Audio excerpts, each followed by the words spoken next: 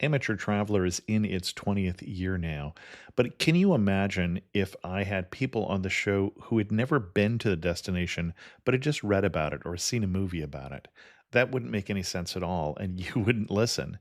We all know how important it is to receive advice from people who know a destination to get the most authentic local experience.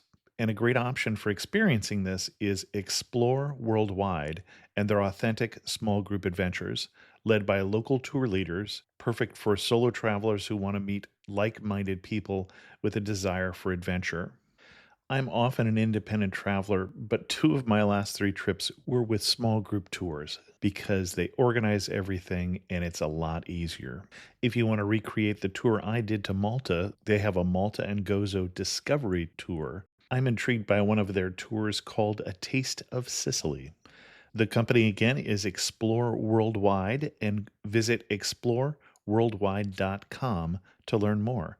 And thanks to Explore Worldwide for sponsoring this episode of Amateur Traveler. The nights are long, the days are short, and the weather is chilly to downright cold, depending on where you are.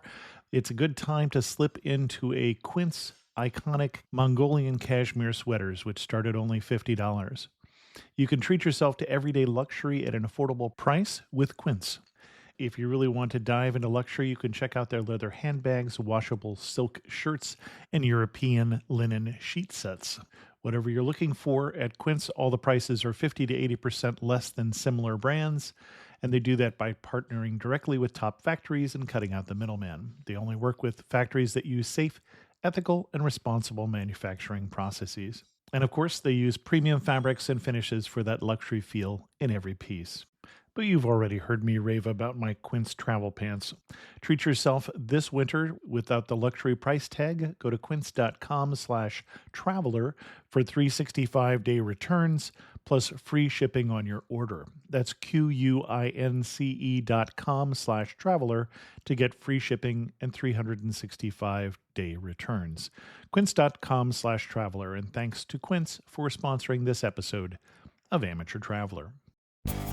Got my bags packed, I'm on a roll. I'm heading out there, and I'm ready to go. I'm looking real good in my passport photo. Oh, no. Amateur Traveler, episode 526. Today, the Amateur Traveler, we talk about a Civil War museum and brew pubs, plantations, and the White House of the Confederacy as we go to Richmond, Virginia.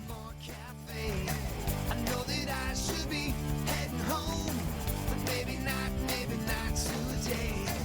Welcome to the Amateur Traveler. I'm your host, Chris Christensen.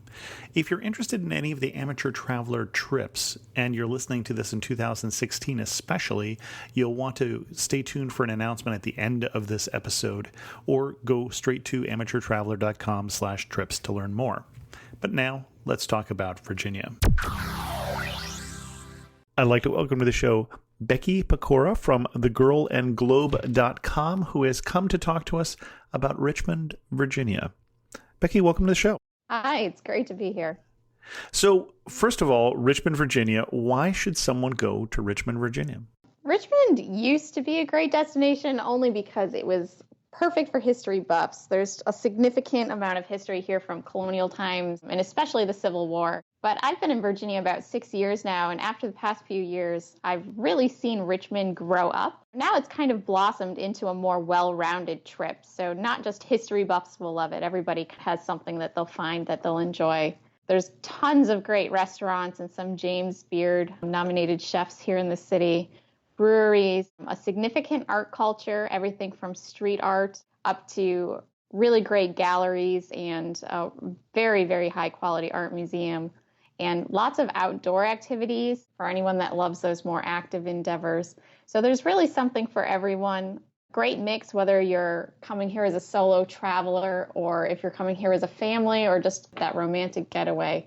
There's a lot of different sides to the city that you could play up. Excellent. And what would you recommend for, say, a 1 to 2 week itinerary in Richmond and the vicinity? So I think Richmond lends itself really well for 4 or 5 days. One of the things that really stands out about Richmond is that every neighborhood is very distinct. So you could walk just a couple of blocks away and you'll feel like you're in a very different part of town. Kind of the way that San Francisco has those really neighborhood feels. Mm-hmm. So even just walking from one neighborhood to another could take a full day just to pick up on those vibes. Well, and where would you start? What neighborhood would you start in, and why that one? My favorite neighborhood is Church Hill, which is an old 18th century mostly neighborhood.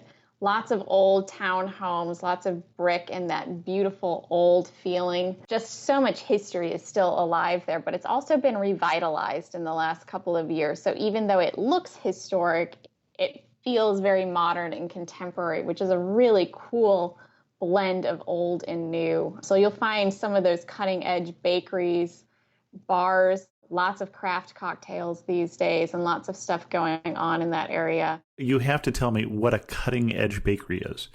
I don't know what is cutting edge in the bread business, so. So all sorts of great breads, but we have places that focus on gourmet pies. Oh, okay. You had me at pie. Okay. I don't know if you've ever been to just a pie bakery before, but I have, and I would go back, yes. yeah, but there's more than bread and cupcakes to bakeries, and Richmond does a really good job showing those off as long as you then walk off the calories afterwards. Okay, but you can't tell me that there's a pie bakery and not give me the name of it.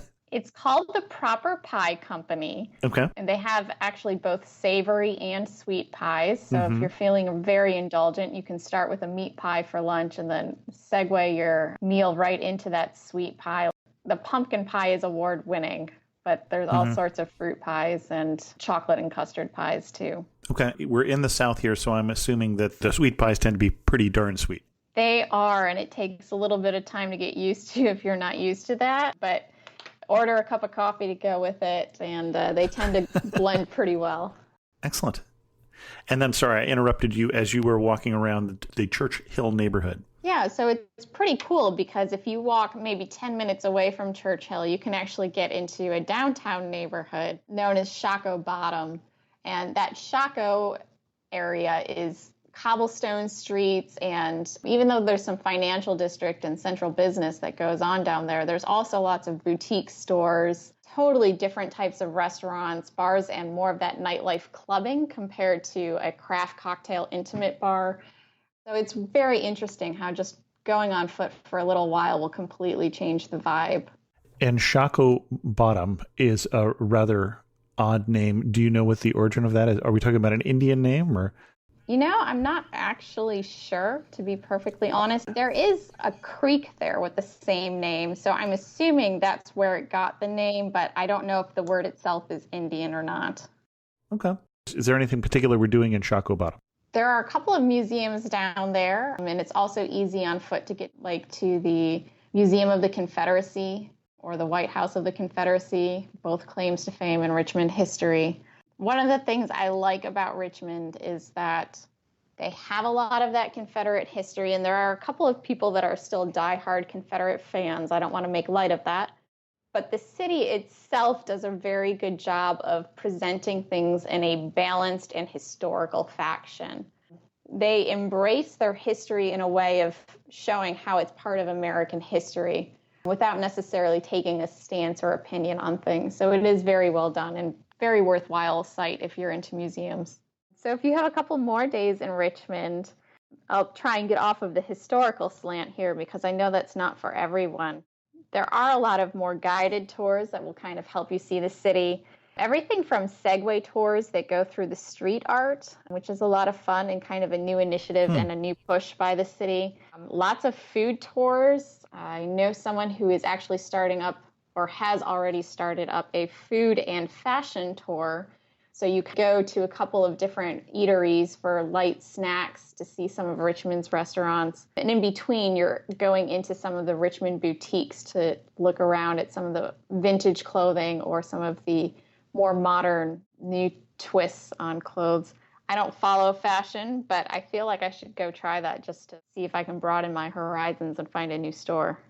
Well, and you mentioned the street art tour on Segways. Are we seeing commissioned pieces, or are we seeing graffiti, or some combination? It's some Some combination, Hmm. and graffiti in Richmond ranges from actual people tagging things Mm-hmm. to businesses that may have commissioned something for the side of their building, even if the city itself didn't sponsor it. Sure. So there are a lot of restaurants or independent businesses that want some sort of a high quality art painted onto the side of their building. So you see some very, very good murals. Some are that spray paint graffiti that you're probably thinking of, and others are different techniques. But it's very cool, especially in the neighborhoods. Jackson Ward is one that has a lot of street art in it, even if you're just walking around on your own. And there are others downtown as well. But having someone who can show you around and point them out, since some of them are hidden, and others have some pretty cool stories behind them, it's a fun way to learn a little bit more. And I've done two of those tours, one in Toronto and one in Buenos Aires, and thoroughly enjoyed both of them. Not just the art, but also the culture and some of the explanation that you wouldn't get, as you're saying, without going with somebody who knows what they're talking about. Right. Excellent. Where do we go next? After you've spent a couple of days in Richmond, hopefully you're here in the summertime so you can take advantage of our river culture and spend some time on the water. Within it, about a half hour, there's a city called Charles City. It's about halfway between Richmond and Williamsburg, and that's a really cool place to spend some time also. And it's really easy to do as a day trip from Richmond because it's about half an hour away. But that kind of takes you out of that big city feel and into more of that small town and scattered plantations along the river. So it's a fun twist compared to staying in town. And a lot of people combine Richmond and Williamsburg anyway into the same trip. And before we do that, I want to actually get back to the city because there's a couple things that I want to elaborate on and a few things you mentioned that we didn't talk about. So you mentioned restaurants earlier, including some that are critically acclaimed, but we didn't talk about what they were. Some of the best restaurants, at least one of my favorites, is called the Roosevelt, and that is also in that Church Hill neighborhood. And it is a Southern restaurant through and through. You'll find fried chicken and grits all over the menu, as well as other things. But that is a small, intimate restaurant, one of a kind, and that is one that gets lots of word of mouth and a lot of prestige from people who know way more about culinary than I do. But I can tell you, even as a regular patron, the food is just out of this world. And it's surprisingly quite affordable as well. So that's something that we enjoy here in the city. Any other favorite well-known restaurants or little corner places that tourists wouldn't even know about? Stella's, which is a Mediterranean restaurant, is in an area we call the Museum District because it's very close to museums. It's also a very residential area. And this particular restaurant is tucked off on a street corner that unless you were somebody who lived nearby, you'd probably never accidentally drive by it. But it's packed. You have to get reservations. It's been open for years. It doesn't matter. You're still probably going to be squeezed into a tiny little table in the corner. And if you don't call ahead in advance, you won't ever find a seat. Considering that Mediterranean food kind of seems a little overdone or maybe uninteresting, they have new twists every time I go in there. They have a standard menu, but their specials are usually what you want to order because the chef has a few more of those creative liberties to make something new and different. They also do a great brunch. Brunch is something that Richmond does every week without fail. Everybody in Richmond goes to brunch, usually on Sunday mornings, and not too early either. 11 and 12 or even 1 is a very popular time to go to brunch. Stella's, I think, is one of the best brunches in the city just because they have different twists on breakfast classics, and it's a fun place to go. Okay. Favorite lunch place for a quick lunch while I'm out and about? My favorite place is actually called the Naked Onion, and it's a sandwich shop. Okay. They have 1 or 2 picnic tables out front, but it is mostly a takeout place. Okay. And even though it's takeout, I recommend calling ahead to place your order so that you don't have to wait forever while they're making your sandwich. Most of them are hot sandwiches, so it does take a little bit of time. One of the best things on their menu is a banh mi sandwich.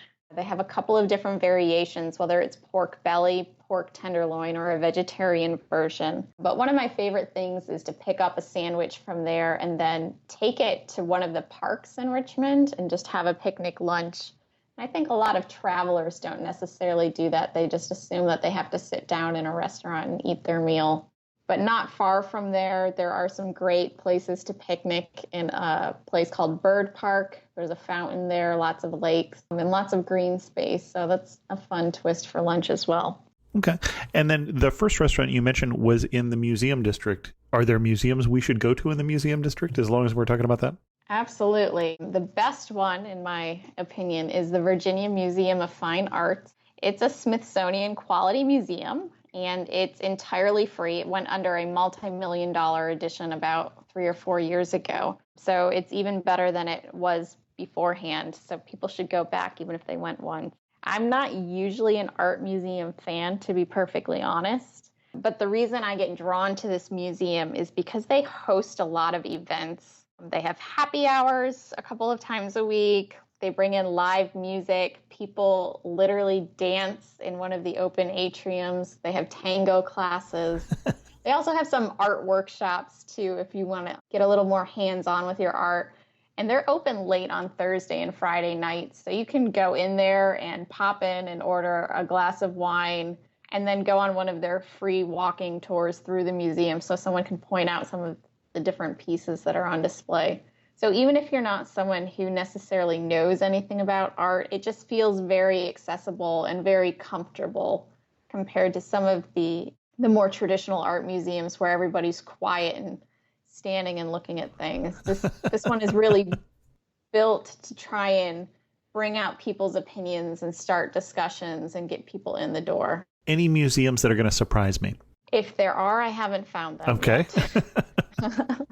A lot of the museums in Richmond are very well done. A lot of them are focused on history. Mm-hmm.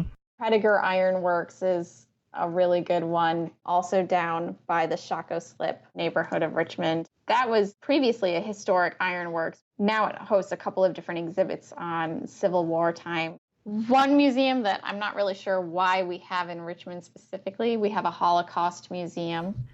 I don't know why Richmond is home to it, but it is something probably worth checking out if you have an interest in that type of thing. Okay.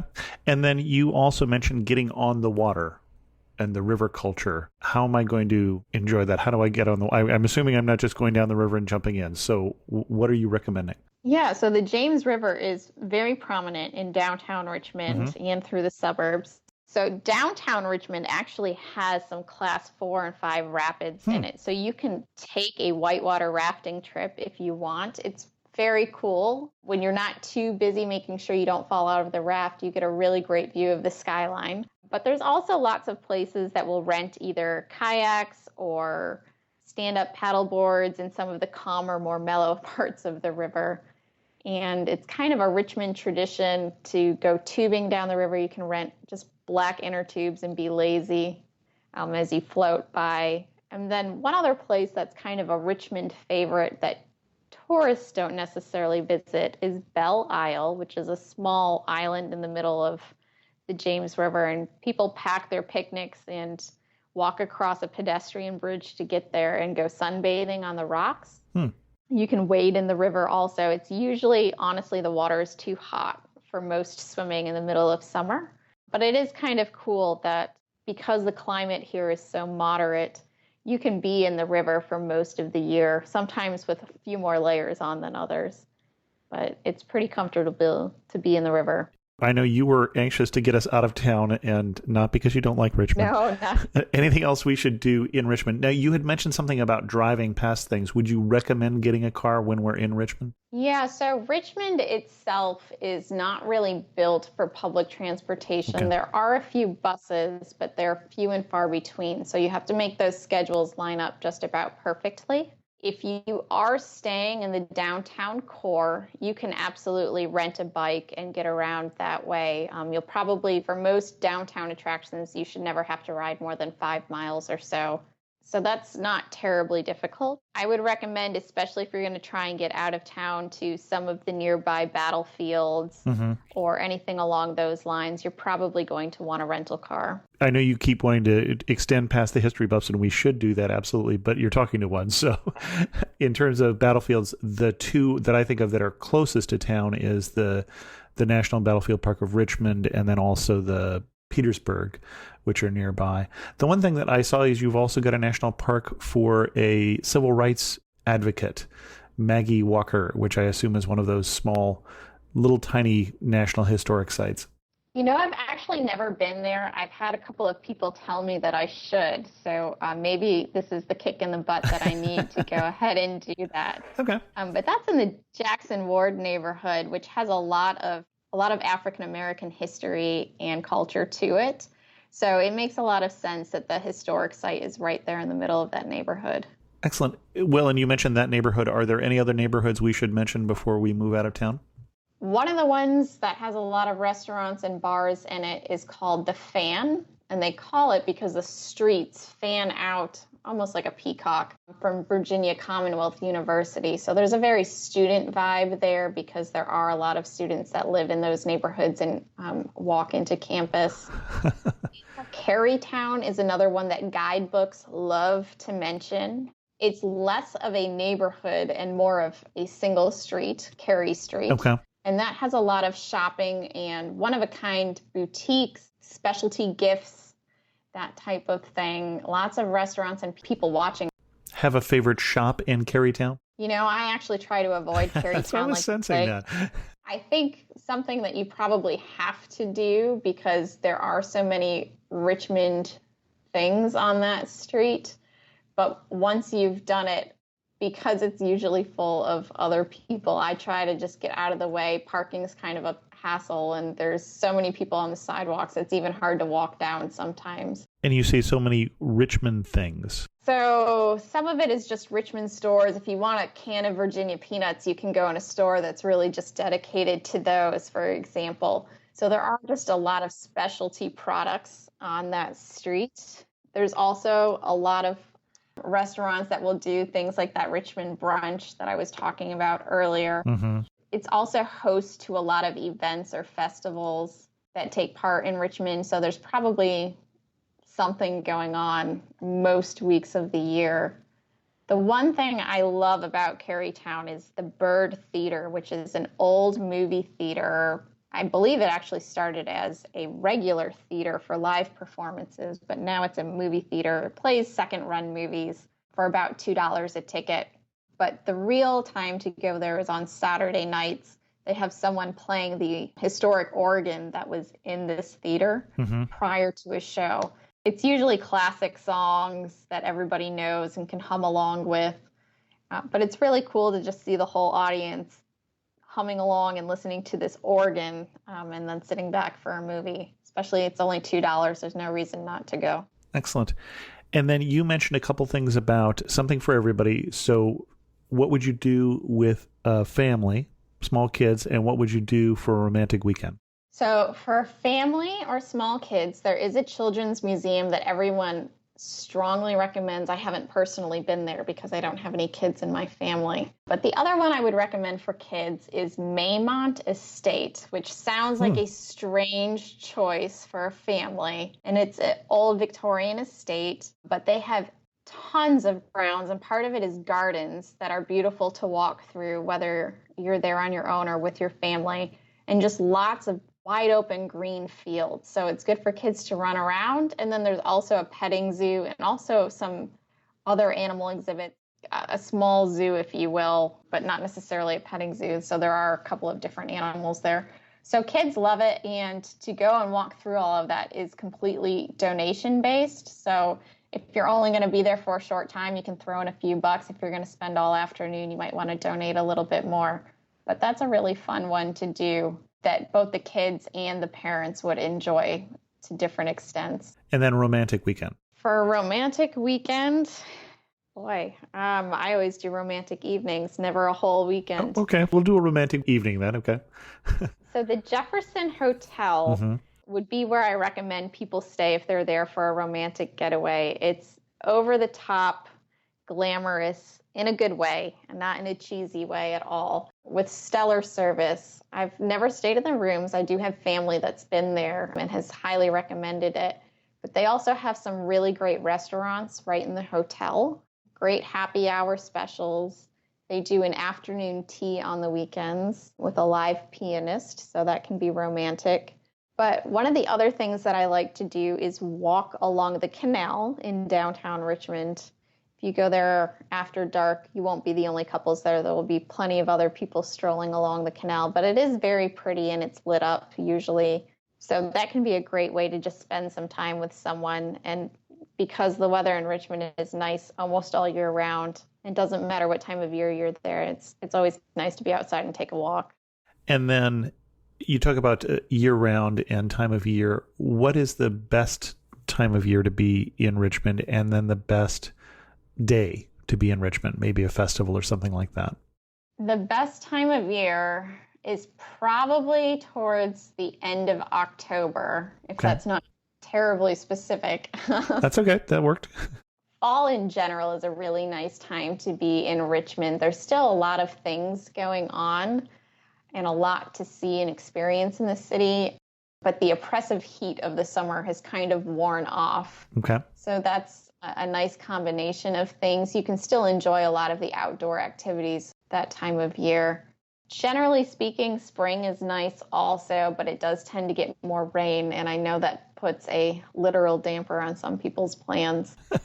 So it just depends on what you're looking for. And then favorite day of the year? My favorite day is the 4th of July.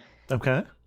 Richmond, first of all, the summer is, although very hot, it is a lot of fun. And because the river plays a big part of it and people are off for the weekend, you will see a lot of people just down on the river banks, either in the river itself or nearby.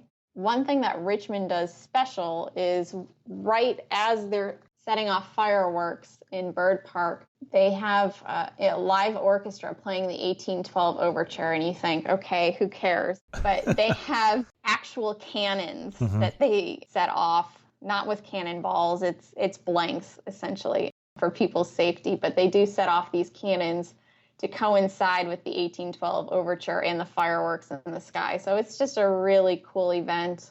People go a couple hours early to claim their spot on the field as they're watching the fireworks, but there's lots of vendors. It's kind of like a mini festival, essentially. So it doesn't matter that you're there early because there will be lots of stuff going on and lots of people that are just willing to share things out of their picnic basket, and you'll probably make a friend if you go there for 4th of July. I've done the similar thing in Boston on the Esplanade, and I would just recommend, it's a great thing to go, but don't sit right next to the cannons. For real. Excellent. Now, are you ready to do some of the trips outside of Richmond now? If you are. I am indeed. So one of my favorite trips, I was starting to say earlier, was Charles City, which is less than a half hour outside of downtown Richmond. There's two ways to get there. You can hop in your rental car and drive there, which is absolutely no problem.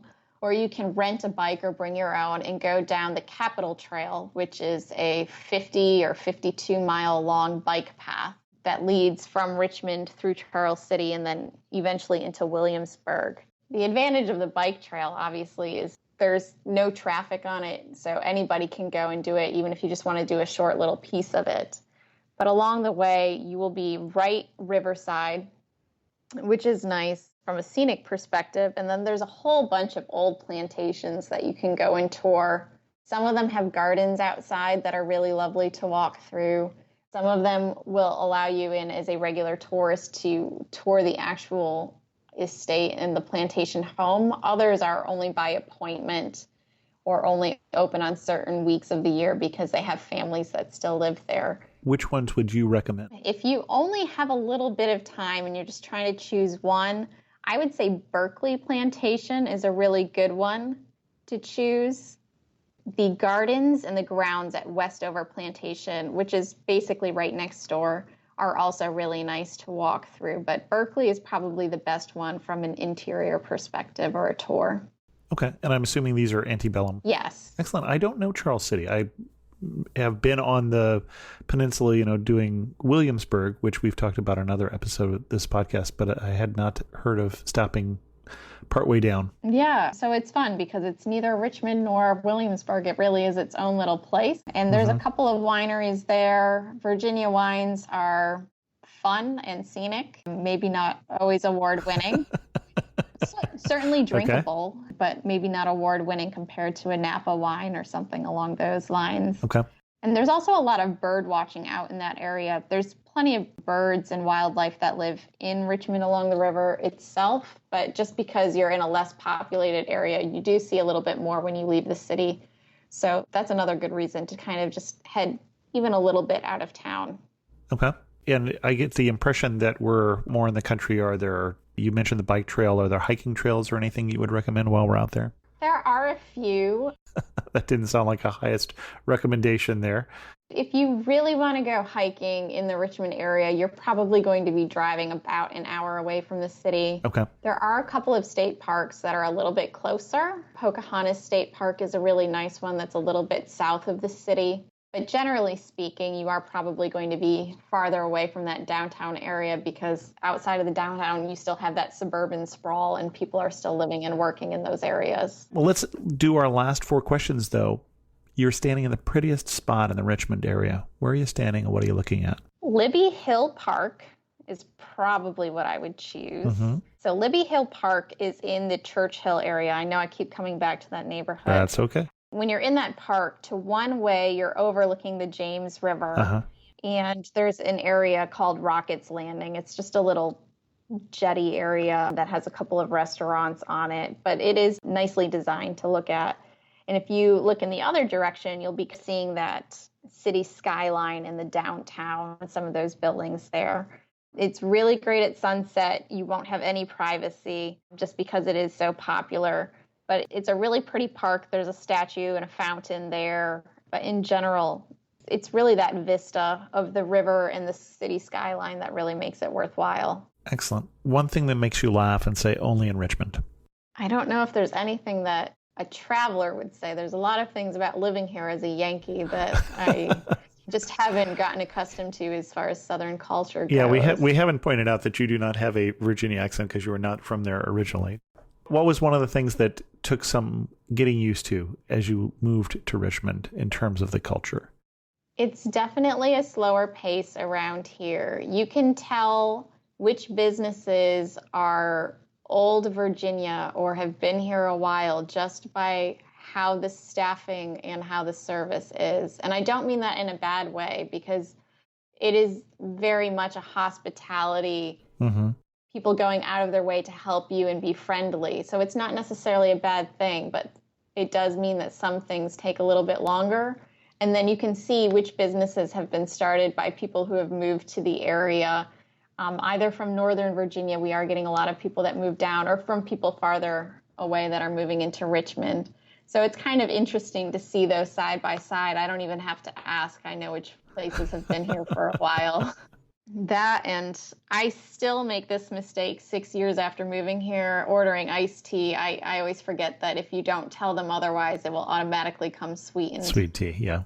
Yeah, well, that's more of a Southern thing in general. Yeah, I would expect that. Excellent. Finish this off. You really knew that Richmond was home when what? I think you really know Richmond is home when you start to identify with a particular neighborhood, just because they are so individual. And I think any traveler that comes to Richmond is probably going to have a similar feeling and knowing that they like one side of town more than the other, just based on the different people that you encounter. Because they're so distinct, I think a certain group of locals will patronize that area more than another. So if you find the right one, you're going to really click with the city and say, this city is for me and I really love it.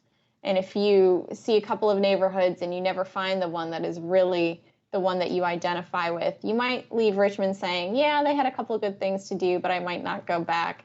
And I would just advise people that feel that way when they leave, just come back another time and try somewhere totally different. You might be surprised. And if I guessed that the neighborhood that did that for you was Churchill, would I be too far off the mark? It is an area I love. I actually spend most of my time in an area called Scott's Addition. Okay. And that is not far from the Fan or the Museum District, but it's an old warehouse or industrial area. Most people go to that part of town because there's a lot of craft breweries in that area. Okay. I hope that doesn't say too much about my personality, but There's some really great beer over there. We won't judge you if you give us the name of a good craft brewery. My personal favorite is Ardent Craft Ales. They have some really great beers, some very traditional ones, and then usually they have a couple of unique twists as well. One of my favorites is an Earl Grey Brown Ale. But they do have some more standard beers if you're not willing to venture out like that, or you can just get a flight or a sampler if you don't want to commit to the full thing. And Ardent is also great. They have an outdoor patio. Usually they have a couple of people on the weekends selling some basic grilled food items or food truck style. And if you're there on the right evening, you might actually see fireworks from our minor league baseball team going off from that patio. So that's kind of an extra bonus. And I don't remember what the minor league team is in Richmond. We are the Flying Squirrels. I do remember hearing that. Yes. So say hi to Nutsy the mascot. But there are several other breweries in that area as well. Many of them are actually in walking distance of each other. So you could make your own little beer tour of sorts as long as you get an Uber back to your hotel at the end of the day. There's also a cidery and a meadery if beer is not your thing. Huh. So it's just Richmond's booziest neighborhood is all. Well, and I should put in a plug for if you are in a city and you get a chance to go to a minor league baseball game, they can be a lot of fun. Not the quality of the play necessarily. It's a little more minor league, but just the experience in a minor league team can be a lot of fun. Definitely more of a community feel. Absolutely. And I will give the Flying Squirrels a lot of credit for doing lots of special events, whether it's picnic style or bring your dog to the ball game. They do have a lot of things going on. Excellent. And last question, if you had to summarize Richmond in just 3 words, what would you say? I would say, and there's a lot of people from Richmond that are going to hate that I say this, so here's my controversial statement. I will say Richmond is South meets North, and I mean that in a good way. Okay. When I moved here 6 years ago, Richmond was Southern through and through, and over the years, it's kind of slowly getting some more of those Northern influences, or maybe not Northern, but just a bigger city with more amenities and more going on. So you do get a lot of things that kind of balance out those traditional Southern customs and cultures. So it's a really neat blend through things compared to if you're in Washington, D.C., it just feels very city-like without that Southern hospitality twinge to it. And if you go too far south, you lose a lot of the things that you really love about big cities. And Richmond's a mid-sized city that's easy enough to get around and offers pretty good value compared to other big cities. So it's a really good balance. Excellent. Our guest again has been Becky Pekora. Becky, where can people read more about your travels? I am at thegirlandglobe.com. I do have quite a few articles on Richmond on that site. Do you have a favorite one you would recommend that we can link to in the show notes? Sure. I have what I call the Ultimate Richmond Weekend. So that's a good place to get started just because it kind of organizes things in a logical fashion as far as things that are close together and make sense to do in a certain order, along with restaurant and hotel recommendations right mixed in. And then from there, you'll probably find 1,000 other links to get more in depth if some of those activities sound more interesting to you. Excellent. Well, Becky, thanks so much for coming on and sharing your love for your adopted hometown of Richmond. Well, thank you very much, Chris. And if anyone's in Richmond, you'll find me in Scott's Addition drinking a beer. I mentioned there would be an announcement at this part of the show for people interested in doing an amateur traveler trip. The plans had been to do 2 trips in 2017. One plan got interrupted, the other one's on schedule. We had planned to do Japan in April, and it looks like that may not happen. There's a problem with the tour company just being able to get space in that. But we are planning on doing India in November 4th, 2017. So if you're interested, go to amateurtraveler.com/trips to join the private Facebook group.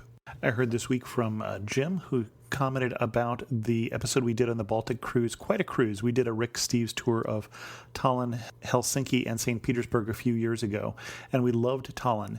We had 2 local guides, one young and one older.